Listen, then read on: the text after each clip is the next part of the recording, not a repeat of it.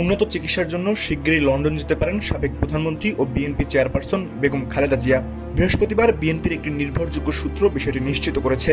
একই সঙ্গে জানা গেছে তাকে বিদেশে নেওয়ার জন্য এয়ার অ্যাম্বুলেন্স পাঠাতে প্রস্তুত রয়েছে কাতার। ঢাকার কাতার দূতাবাসও বিষয়টি নিশ্চিত করেছে। এদিকে চীনের 6 সদস্যের একটি বিশেষজ্ঞ মেডিকেল টিম ইতিমধ্যে এভার কেয়ার হাসপাতালের সিসিইউতে পৌঁছে খালেদা জিয়ার সর্বশেষ শারীরিক অবস্থা মূল্যায়ন করেছে।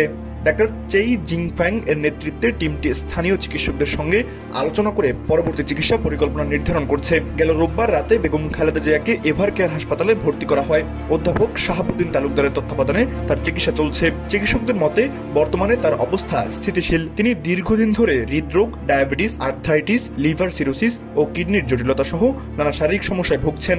21 নভেম্বর সশস্ত্র বাহিনী দিবসের অনুষ্ঠান শেষে বাসায় ফেরার পর তার শ্বাসকষ্ট বেড়ে যায়। 23 নভেম্বর দ্রুত তাকে হাসপাতালে নেওয়া হয়, যেখানে তার নিউমোনিয়া শনাক্ত করা হয়। আন্তর্জাতিক বিশেষজ্ঞদের সহযোগিতায় চিকিৎসা অব্যাহত রয়েছে।